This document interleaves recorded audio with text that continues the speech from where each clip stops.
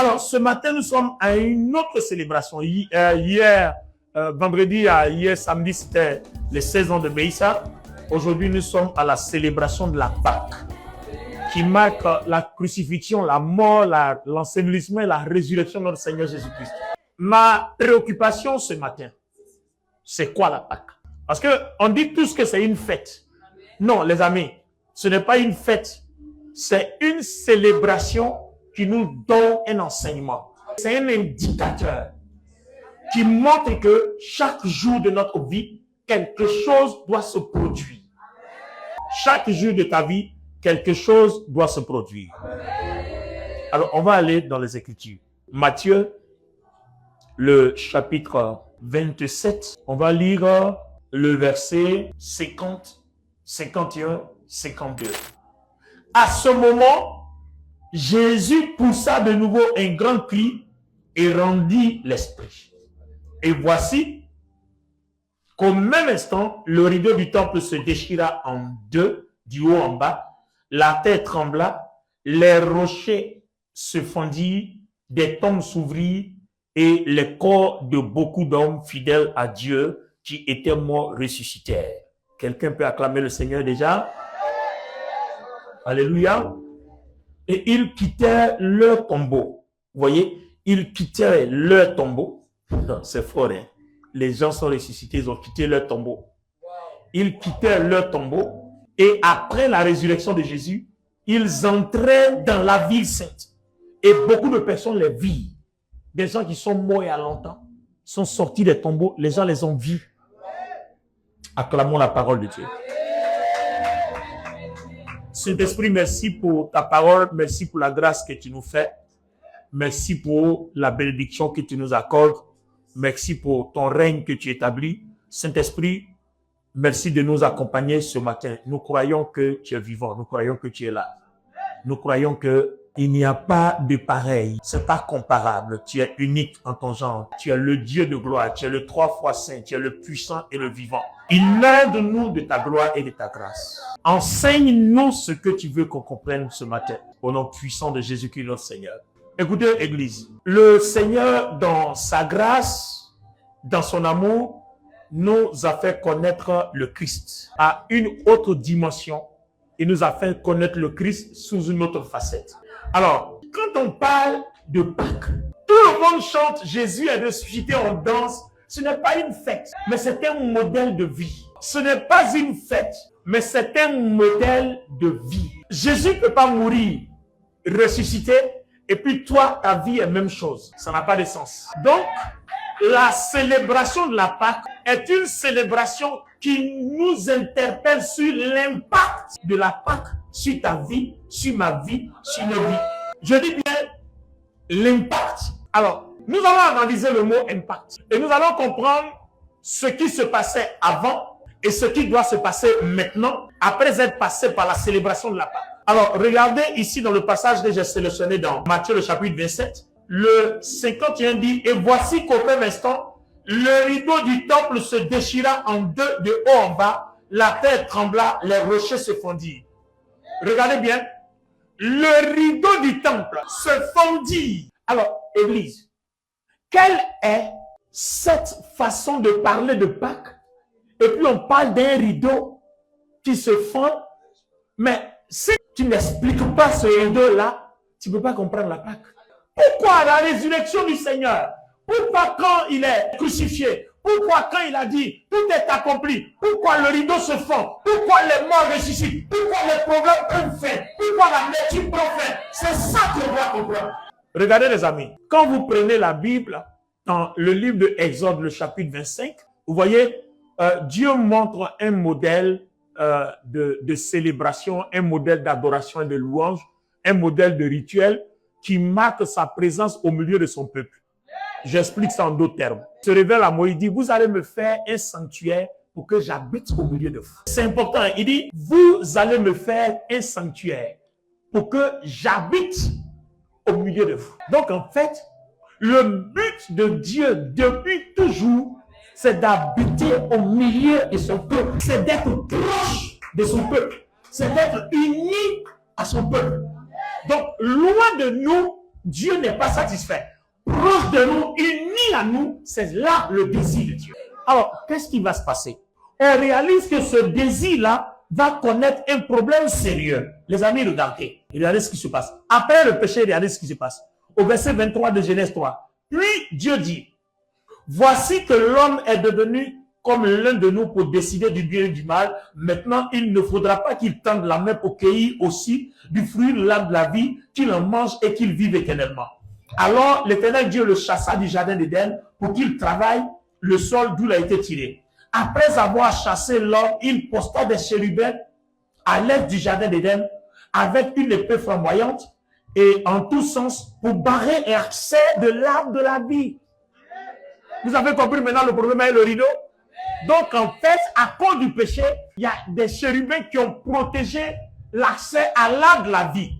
Sinon, si Adam et Ève dans leur péché mangent de l'arbre de la vie, ils vivront éternellement mais ayant le mal en eux. Alors que Dieu n'autorise pas qu'on vive éternellement avec le mal en nous parce que Dieu ne veut pas perpétuer le mal. Donc avant de manger de l'arbre de la vie, il faut que le problème du péché soit ôté d'abord pour que ceux qui ont la vie éternelle aient la vie éternelle de façon pure et saine, sans perpétuer le mal. C'est pour cela que Dieu a fermé la porte. Or, la porte de quoi? De l'arbre de la vie. Donc vous voyez que Jésus-Christ était présent depuis la Genèse. Jésus-Christ était présent depuis la Genèse. Donc, vous comprenez que le verset de la Genèse qui nous dit que Dieu a fermé la porte, on est dans Genèse 3, Dieu a fermé la porte parce que s'ils mangent l'arbre de la vie, ils vont vivre éternellement. Donc, vous comprenez que tant que tu n'es pas pur, ton corps n'est pas pur, ton cœur n'est pas pur, le Saint-Esprit ne peut pas se manifester par cette glorieuse. Il faut que le mal sorte de toi. Il faut que le mal sorte, il faut que le péché sorte de toi. Pour que la vie te donne un souffle nouveau qu'on appelle la régénération. On dit la nouvelle naissance. Est-ce que quelqu'un comprend maintenant la part?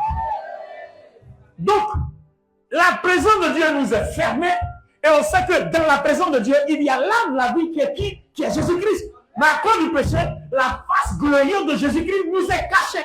C'est pourquoi, quand Jésus règle le problème du péché, ce voile-là se déchire. La porte s'ouvre et puis Dieu dit, vous avez maintenant accès à moi. Vous pouvez entrer dans ma présence par la prière, entrer par l'adoration, entrer par la louange, entrer en lisant la Bible, entrer dans la communion avec l'élève. Celui qui aime son péché, celui qui croit en moi, qui est au nom de ma présence. Ce que Jésus a accompli est fort. Donc vous voyez que l'accès à la présence de Dieu est donc fermé. Donc vous voyez que quand quelqu'un vit dans le péché, la présence de Dieu ne peut pas opérer en lui. C'est pour ça que vous voyez, quand le Christ meurt à la croix, que nos péchés sont portés sur lui, nous sommes libérés. Donc en ce moment-là, la porte est ouverte. Il dit, entrez. Vous voyez, que celui qui est chargé et fatigué vienne à moi, il aura du repos, il aura la vie, il trouvera la vie. Mais les amis, à ce sujet-là, il y a une réflexion à faire. Parce que on a analysé, on a compris que malgré ce que le Christ a fait, nous demeurons dans nos souffrances. Il a ouvert la porte, mais on demeure toujours dans nos souffrances. Alors, il reste quoi? Il faut que je vous explique quelque chose. Parce que on a mal compris la grâce. D'accord? Saul de Tarse, qui est devenu apôtre Paul par la grâce de Jésus-Christ, dit que la grâce de notre Seigneur Jésus, donne-moi ton amen, que l'amour de Dieu le Père, encore un amen, et puis dit que la communication du Saint-Esprit demeure votre partage. Alors, regardez, il y a trois choses. Il y a la grâce du Fils, il y a l'amour du Père, puis il y a la communication du Saint-Esprit. C'est-à-dire notre unité avec lui. Alors, on va aller pas à pas. Éphésiens 2:8. Il dit, nous sommes sauvés par la grâce, mais au moyen de la foi. Ça va. L'Église n'a pas bien compris ce mystère. On est sauvé par la grâce au moyen de la foi. On a dit la foi est une ferme assurance des choses que l'on espère, une démonstration de celles qu'on ne voit pas. Donc, écoutez, c'est trop lourd, les thèmes là sont trop pompeux. On va prendre terre à terre. Aujourd'hui, on va comprendre la foi. Bien. Si je suis sauvé par pure grâce, 2 Corinthiens 5, 17. Si quelqu'un est en Christ, il est une nouvelle créature. Les choses anciennes sont passées et toutes choses sont redevenues nouvelles. Ça veut dire quoi? Je vais vous expliquer la grâce pour comprendre la Pâque. Si quelqu'un est en Christ, il est une nouvelle créature. Les choses anciennes sont passées et toutes choses sont redevenues nouvelles. Attends, expliquons le passage. Quand on dit nouvelle créature, il n'est pas en Christ. Avant, il était en Christ? Non. Mais maintenant, il est en Christ. Son visage a changé. Est-ce que son temps a changé? Mais donc, s'il est une nouvelle créature, qu'est-ce qui a changé? C'est ça. En fait, c'est ton esprit que Dieu sauve. Ce n'est pas ton âme, ce n'est pas ta chair. Parce que Romains chapitre 8 et Romains chapitre 6, quand vous lisez, ils nous disent que nous sommes unis, notre esprit est uni au Christ quand nous sommes passés par les eaux du baptême. Ça veut dire que tu peux accepter Jésus, mais tant que tu n'es pas passé par les eaux du baptême, ton esprit n'est pas encore sauvé. Cet engagement-là fait que Dieu prend la décision sur lui-même d'unir ton esprit. Mais tu comprends que cet engagement, tu le prends de façon volontairement consciente, sans force, sans être forcé, sans y être obligé. Donc, c'est une décision que tu prends pour aller t'engager avec le Seigneur. Donc, vous voyez, il s'est payé le prix à la croix, mais toi, il te reste à prendre une décision pour que Christ s'unisse à ton esprit. Mais une fois que Christ s'est uni à ton esprit par pure grâce et par l'amour de Dieu, qu'en est-il de ton âme et de ton corps? C'est pour ça que beaucoup sont appelés et peu sont élus. Parce que le Seigneur a sauvé ton esprit, mais ta chair continue de vivre dans le péché parce que tu n'as pas soumis ta chair au salut qui est dans ton esprit. Est-ce que vous comprenez maintenant? Quand vous lisez Éphésiens 1 jusqu'au Éphésiens 3, vous allez voir, la Bible déclare que quand nous nous sommes engagés par les eaux du baptême qu'on a accepté Jésus, notre esprit est uni à l'esprit de Christ. Mais ton âme n'est pas unie au Christ. Ton corps n'est pas uni au Christ. Alors que c'est dans l'esprit que Christ dépose la vie. Christ ne dépose pas la vie dans ton âme, il ne dépose pas la vie dans ton corps, il dépose la vie dans ton esprit. Et c'est toi qui dois prendre cette vie-là pour l'amener dans ton âme et dans ton corps. Alors, si je suis bien inspiré, que quelqu'un me prenne Éphésiens 6, 10, je vais voir ce qu'il y a dedans. Puisez votre force dans le Seigneur et dans sa grande puissance. Donc, ton esprit est uni au Christ. Donc, tout ce que le Christ est, ton esprit possède tout ça. Ah, vous comprenez maintenant la grâce. Voilà la différence entre l'Ancien et le Nouveau Testament. Tout ce que le Christ est, ton esprit l'est et ton esprit possède tout ça. La puissance du Christ, sa puissance de résurrection, tout ce que le Saint-Esprit a, les fruits de l'esprit, l'inspiration, la révélation, la puissance, tout est dans ton esprit à partir du moment où tu as accepté Christ. Ça s'appelle la grâce. Ça veut dire Dieu te l'accorde de façon, tu ne payes pas un prix, tu ne fais rien, tu ne jeûnes pas, tu ne fais rien. On te l'accorde. Et c'est un des premiers éléments pour lesquels Christ est mort à la croix. Donc on retire cet élément-là. Notre union avec le Christ. Donc d'abord, numéro 1, sa mort nous ôte le péché.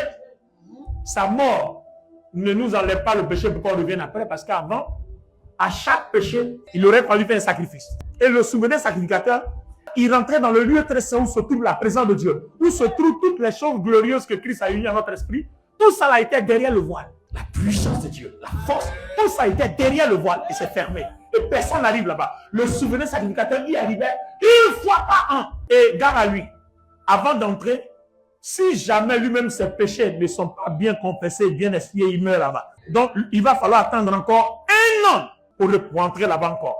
Donc, la puissance de Dieu visite le peuple chaque année, une fois par an. Alors, depuis que Christ est mort à la croix, que le voile est déchiré, qu'est-ce qui se passe?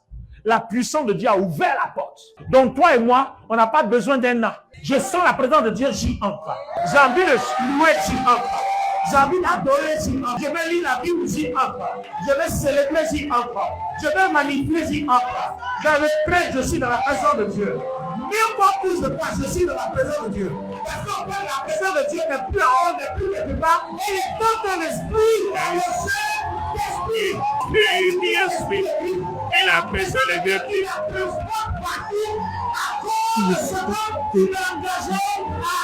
Jésus, à l'adorer, à le manipuler, à le célébrer. Les amis, c'est ça une autre signification de l'impact. Est-ce que les paysans vous me donnez ce modèle? Vous comprenez l'impact? C'est comme ça que je disais, l'impact, c'est pas le danser et le boire. C'est pas la fête, mais c'est l'impact que ça laisse dans ta vie chaque jour, chaque seconde, chaque minute, chaque heure, chaque semaine, chaque mois, chaque année, l'impact quotidien. Comment tu transportes un grand esprit et puis tu continues de vivre dans le péché? Ça veut dire que la Pâque n'a pas encore touché ta vie. Ce que Jésus a fait à la Pâque n'a pas encore touché ta vie. Parce que quand le Saint-Esprit entre dans ta vie, que la présence de Dieu dirige ta vie, il faut que la présence de Dieu, par sa lumière, consume tout ce qui est mal. Alors, c'est à ce moment-là qu'il y a un problème que nous devons résoudre au niveau de l'Église.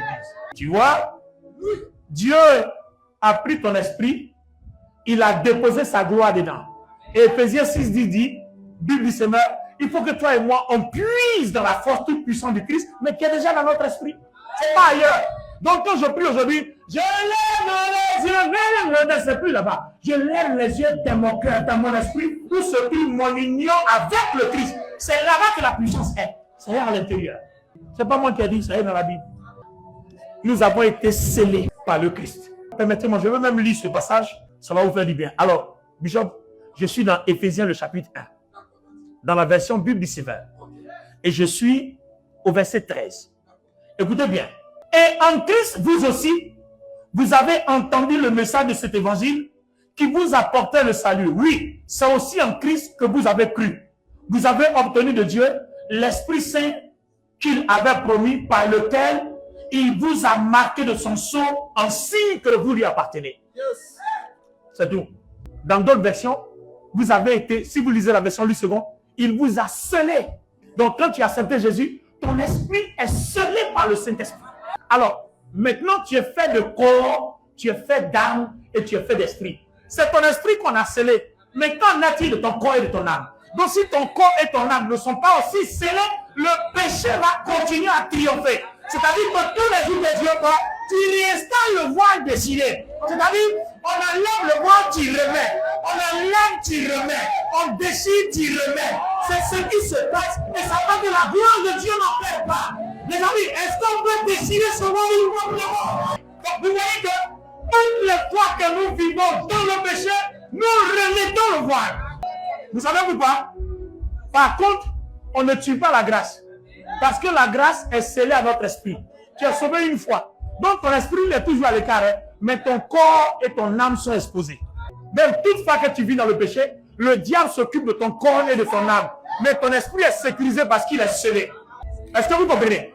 Maintenant, comment faire pour puiser la force toute puissante du Christ qui est dans notre esprit, pour l'amener dans notre âme et dans notre corps, pour que le péché ne nous gouverne plus? Parce qu'il y a des chrétiens qui souffrent encore. Ils sont chrétiens, mais ils souffrent. Le péché les fatigue, ils n'arrivent pas, ils tombent dedans. Le jour où tu vas comprendre comment il faut puiser ce qui est dans ton esprit, dans ton âme et dans ton corps, le péché t'abandonnera. Parce que le diable ne triomphera plus. Tu n'auras plus d'oppression et d'oppression et tu seras en paix. C'est ça le moyen de vaincre le péché. Et c'est aussi un autre niveau, une deuxième dimension pour laquelle on célèbre Jésus-Christ à la Pâque. Écoutez, c'est à partir de cet instant-là que intervient ce qu'on appelle le principe divin. Vous voyez, le principe divin, c'est la chose qui permet à Dieu, c'est-à-dire qui donne autorité à Dieu sur toi. Puisque le principe divin, il y a la pensée humaine et puis il y a la pensée divine. Je vais expliquer ça terre à terre sans prendre des thèmes bibliques. C'est quoi le principe divin? Je vais vous expliquer quelque chose rapidement. Écoutez, ton esprit est sauvé, non? Il vient à l'église, il danse. Mais quand il arrive à la maison, il ne peut pas se passer de prendre son verre d'alcool. Ça le domine. C'est trop fort. Il ne peut pas s'empêcher de passer voir sa copine ou bien alors son copain. C'est plus fort que lui. Il lutte, mais il ne peut pas. Quand ça arrive, il tombe ou alors elle succombe. Et puis bon, la seule chose qu'on trouve, Seigneur, aie pitié de nous, la chair est faible, mais l'esprit est disposé.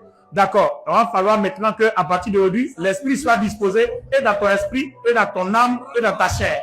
Je suis en train de te montrer. En fait, je vous montre comment nous on fait pour ne pas vivre dans le péché. C'est ce que je suis en train de vous montrer. Parce que souvent, on prêche, mais on ne vous dit jamais nos secrets. Aujourd'hui, je vais vous montrer un. Un chrétien peut vivre sans péché. Il suffit d'arriver au niveau où le péché ne domine plus ta chair. Une fois que ça contrôle plus ta chair, bien libre. Un chrétien peut vivre sans péché. Il faut seulement arriver à permettre que ce qui est dans ton esprit soit aussi déposé dans ton corps. C'est fini. Une fois que c'est fait là, tu es libre. Pourquoi 1 Corinthiens 13, 16 dit 1 Corinthiens 3, 16, c'est ça non? Que notre corps est le temple du Saint-Esprit. Vérifiez si je ne me trompe pas. 1 Corinthiens 3, 16. Voilà. Notre corps est le temple du Saint-Esprit. Pourquoi Dieu exige que notre corps soit le temple du Saint-Esprit? Vous savez, les ténèbres là, c'est noir. La lumière, c'est éclatant, c'est puissant. Une fois que tu arrives à chasser les ténèbres, que la lumière s'assoit, que les ténèbres sont plus présentes, ton problème il est résolu. Puisque maintenant tu commences à sentir ce que l'esprit ressent. Alors que quand les ténèbres sont dans ta chair, tu ne ressens que ce qu'eux ils ressentent. Donc eux ils ressentent impudicité, ils ressentent masturbation, ils ressentent adultère, ils ressentent mensonge, ils ressentent vol, ils ressentent critique, ils ressentent calomnie, ils ressentent le calme, ils ressentent rébellion, ils ressentent parade, ils ressentent dysanie. C'est tout ça qui vont te faire ressentir. Alors que si le Saint-Esprit en toi, tu vas ressentir l'amour, la bonté, la bénédiction, tu vas avoir l'inspiration prophétique, tu vas avoir la révélation prophétique, tu vas avoir la puissance de Dieu. Donc il faut comprendre comment le transfert s'opère de ton esprit vers ton âme et vers ton corps. Donc vous comprenez qu'un chrétien qui vit encore dans le péché, fornication, adultère, homosexualité et tout ça, ça veut dire qu'il a accepté Jésus, mais il n'a pas encore soumis son âme et son corps à l'esprit qui est en lui, qui est de Jésus. Le jour où tu vas le faire, tu seras libre. C'est pour ça qu'il dit, si le Fils t'a franchi, tu seras réellement libre. Donc tu peux accepter Jésus, venir à l'église sans être libre. Ton esprit est libéré, mais ton corps n'est pas libéré, ton âme n'est pas libérée. Alors que Dieu veut que aussi longtemps que ton esprit est libéré par grâce, que ta volonté consciente permette que lui, Dieu, il ait accès à ton âme et à ton corps pour diriger ton âme et ton corps. C'est là qu'on parle de principe. Celui qui a compris le principe a compris tout. Asseyez-vous, je vous explique le principe, il sera que je m'arrête. Alléluia. Écoutez, je vous explique le principe. Regardez bien. Si vous avez analysé la parole de Dieu, Dieu n'a pas seulement envie de diriger que ton esprit. Il veut diriger ton cœur, il veut diriger ton âme, il veut diriger ton esprit. Bon, écoutez, le cœur et l'âme, là, c'est la même chose, hein, parce que c'est le domaine de notre volonté. Or, nous savons que Dieu ne force jamais personne. À partir du moment où on te force de venir à l'église, ton adoration ne plaît plus à Dieu, parce que ce n'est pas une vraie adoration, elle n'est pas consciente, elle n'est pas volontaire. La vraie adoration que Dieu bénit, c'est elle qui est consciente, c'est elle qui est volontaire. C'est-à-dire, ça sort de ta décision. Donc, tu comprends qu'il va falloir que tu commences à prendre des décisions venant de toi pour dire, Seigneur, je prends la décision que tu diriges mon cœur. Je prends la décision de te soumettre mon âme. Je prends la décision de te soumettre mon corps. Entre. Mais comment ça se passe? Il va falloir jongler dans la connaissance des principes. Le principe, c'est quoi? C'est la dépendance totale à Dieu et non notre indépendance. Il y a des chrétiens sauvés qui viennent à l'église, mais ils sont indépendants du Saint-Esprit. C'est-à-dire qu'ils dépendent d'eux-mêmes. Ils sont libres. Ils n'ont pas de principe. Ils sont chrétiens, mais ils font les choses comme ils veulent. Alors, il y a un message que Dieu nous a donné avec Abraham. Bishop, tu sais, on a étudié beaucoup le message de Abraham et Isaac. Hein? Mais apparemment, on n'a pas bien compris. Nous, on a pensé que quand Dieu disait à Abraham, va donner Isaac, nous, on a pensé seulement au sacrifice. Nous, on est resté au niveau superficiel. Offrande. Non, ça, c'est l'aspect superficiel. Mais allons-y en profondeur. Dieu est en train de nous informer à partir de ce message que tout ce que tu es, tout ce que tu as est pour lui. Il peut te les réclamer quand il veut, comme il veut et où il veut. Est-ce que quelqu'un comprend ce message? Tout ce que tu es, tout ce que tu as, tout est pour Dieu. Imaginez-vous, le Seigneur arrive ici, donne-moi ton fils unique. Un Dionée, va sacrifier ton enfant. Tu vas dire à partir d'aujourd'hui, je ne viens plus à Meïssa parce que Bishop Tan est devenu sorcier. Parce qu'il a demandé que tu sacrifies ton enfant. Donc vous comprenez, regardez le niveau de la relation d'Abraham avec Dieu pour qu'Abraham comprenne que Dieu peut lui demander de sacrifier son unique et puis il va aller au plus ça. Mais regardez en vérité, est-ce qu'il y a eu sacrifice? Il n'y a pas eu sacrifice. À la fin, Dieu lui a dit quoi? Il dit, je voulais juste te voir.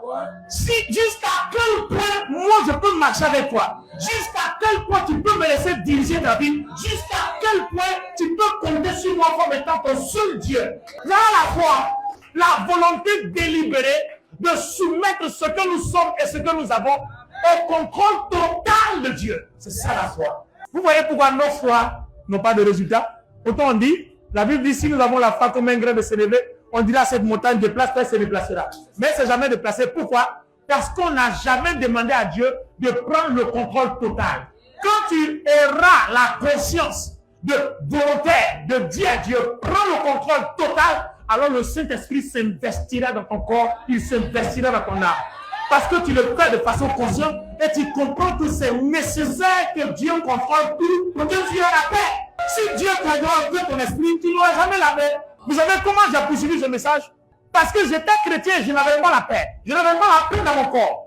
Donc je me dis, mais Seigneur, comment tu peux me sauver et puis je n'ai pas la paix dans mon corps? Il faut que j'ai la paix dans mon corps. Jusqu'à ce que Dieu me dise, j'ai sauvé ton esprit. Mais toi-même là, donne-moi accès à ton corps, donne-moi accès à ton âme. Pas ta volonté consciente de me laisser contrôler tout. Regardez même au sujet de la dîme. Et au sujet de la dîme, là, nous tous au départ, on a fait un naufrage par rapport au sens de la dîme. On a fait un naufrage, les amis. On n'a rien compris. Nous, on a pensé que la dîme, c'était la petite portion de 10% qu'il fallait donner. On s'en limitait au côté offrande. Comme nous, les hommes, tout est offrande. Tu envoies, tu es offrande. Mais regardez la dîme. Est-ce qu'en réalité, Dieu qui est grand, il peut te demander de lui donner 10% qui est petit, et puis toi qui n'es rien, va te dire prends 90%. Ça vous donne dit qu'en réalité, il n'a pas besoin de ton argent.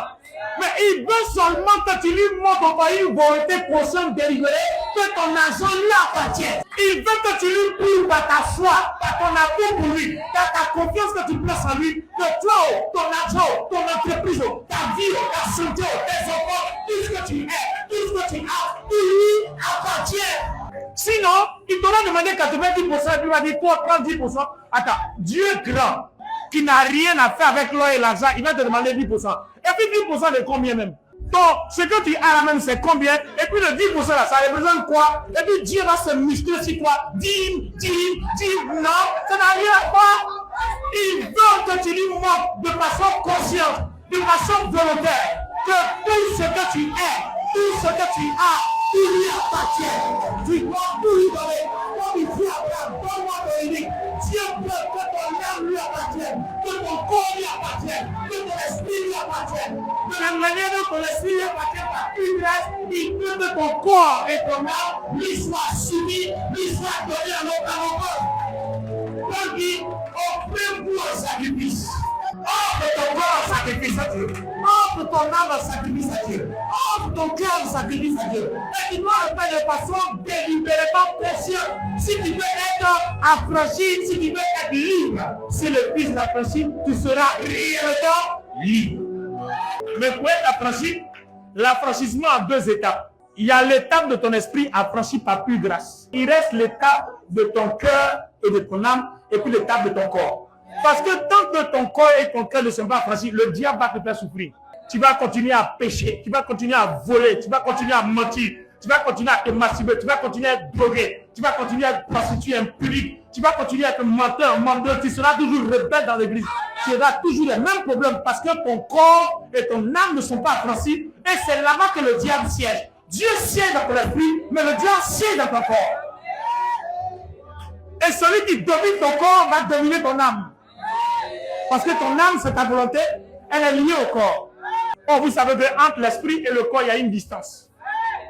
Alors les amis, Jésus-Christ est mort, numéro 1, pour que nos péchés soient ôtés. Numéro 2, pour qu'on ait accès à la présence de Dieu. Et numéro 3, pour qu'on permette à la présence de Dieu d'impacter, qui a déjà impacté notre esprit, d'impacter notre âme et notre cœur, et d'impacter notre corps, pour que notre vie, corps, âme et esprit, soit à l'image du Christ ressuscité.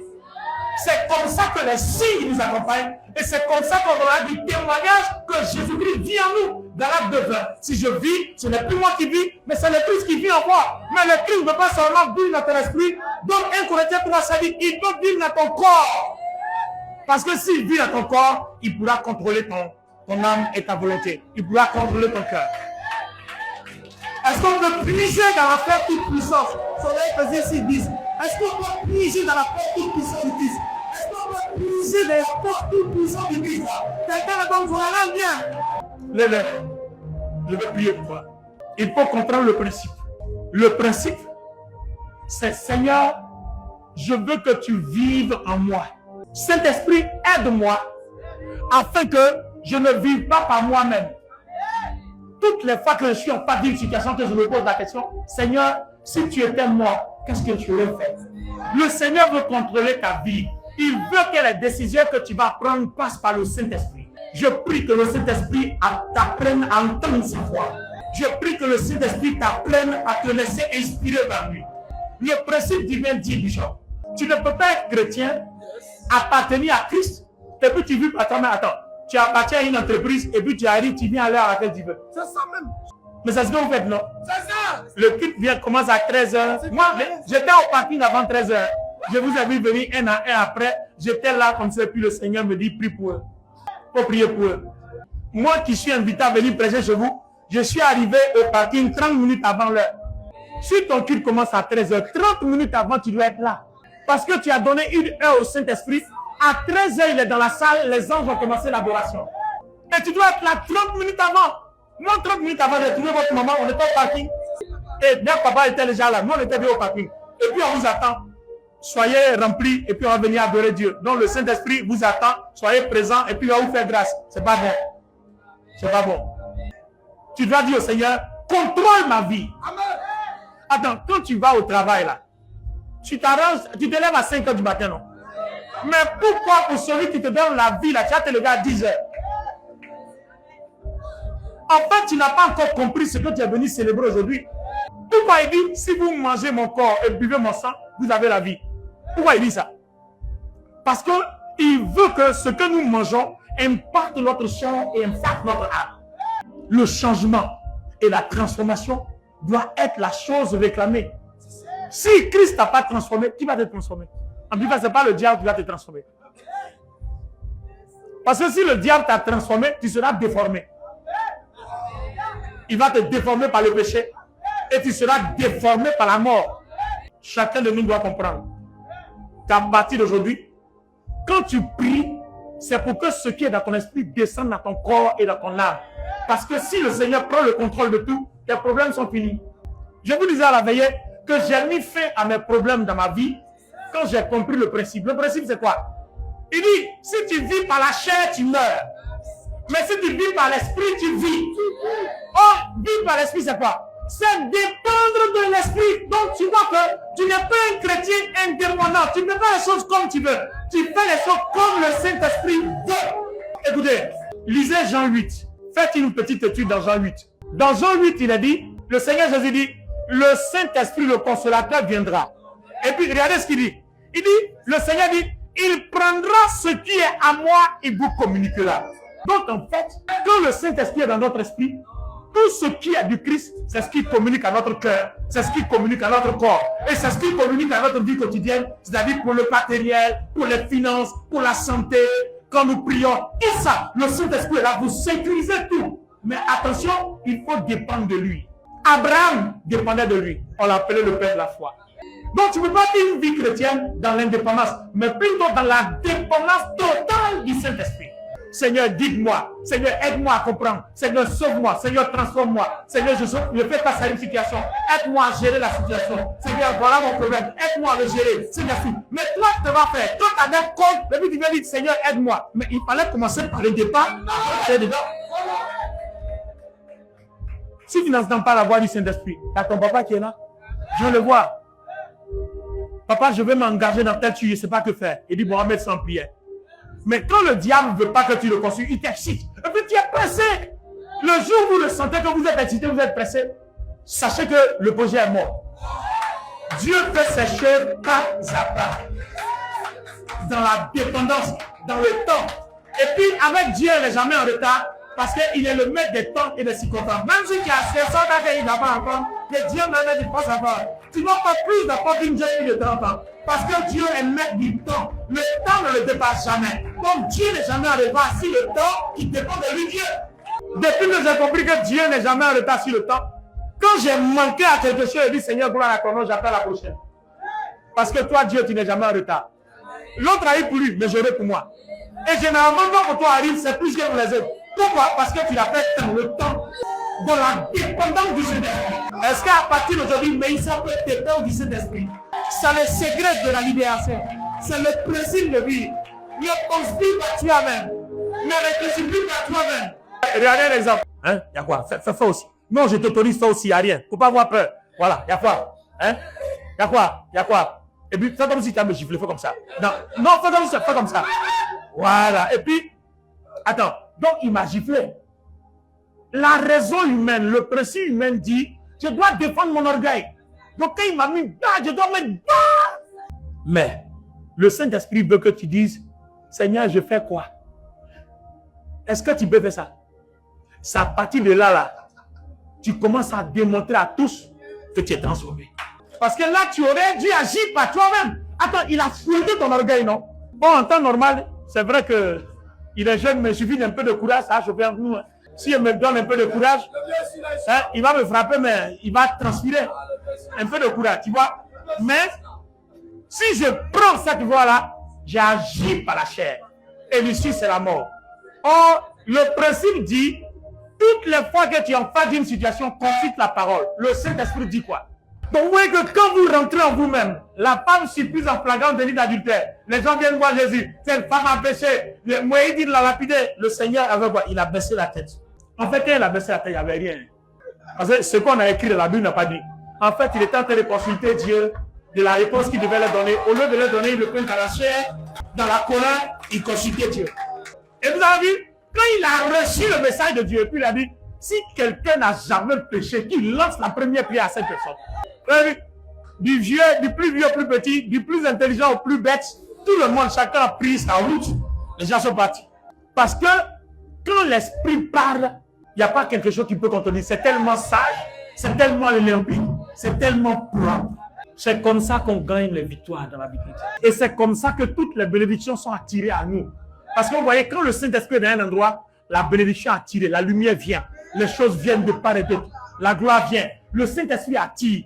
Donc c'est quand il dirige ta vie que ta vie commence à attirer des choses. Mais s'il dirige seulement ton esprit, que toi-même tu diriges ton corps, ton âme, et que le diable dirige ta chair, bon, il ne peut pas tout prendre. Donc de temps en temps, tu vas avoir des semblants de bénédiction, c'est-à-dire pour avoir du pain, une baguette de pain, tu vas jeûner 3 jours. Non, c'est une médiocrité, c'est une malédiction. Amen. Quand le Saint-Esprit contrôle tout là, il n'a pas besoin de quelque chose même. Tu es assis et puis ça vient, le Seigneur se glorifie, ça vient. Est-ce que mais ça peut passer à cette étape aujourd'hui? Alléluia. Waouh. C'est fort. Aujourd'hui, il y a 3 services. Avant de venir chez vous, j'ai fait le premier, je suis à mon 2e. C'est fort. Gardez les mains levées.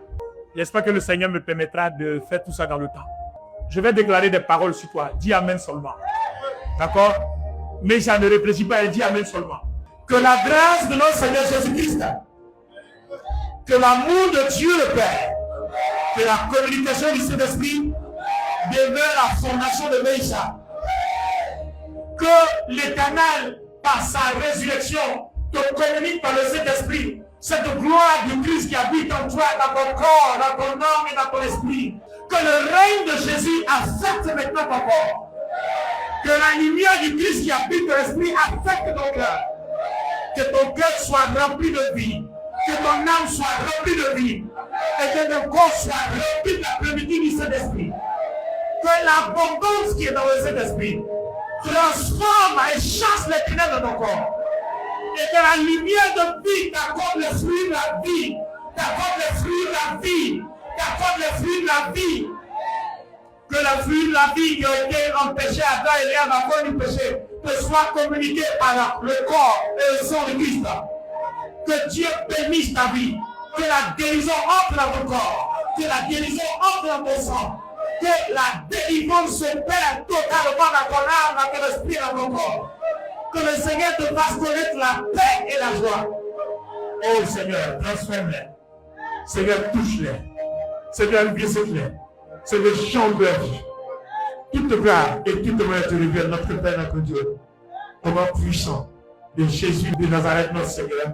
Dis, donne-moi Amen. Donne-moi Amen.